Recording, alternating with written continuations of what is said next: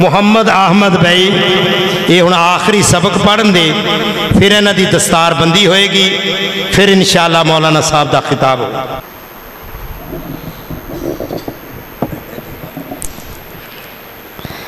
أعوذ بالله من الشيطان الرجيم بسم الله الرحمن الرحيم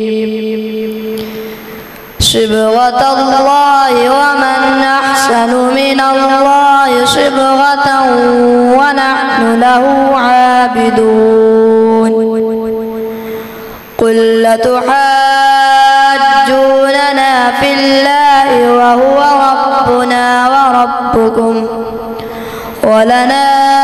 أعمالنا ولكم أعمالكم ونحن له مخلصون أم تقولون إن إبراهيم وإسماعيل وإسحاق ويعقوب والأسباط كانوا هودا أو نصارى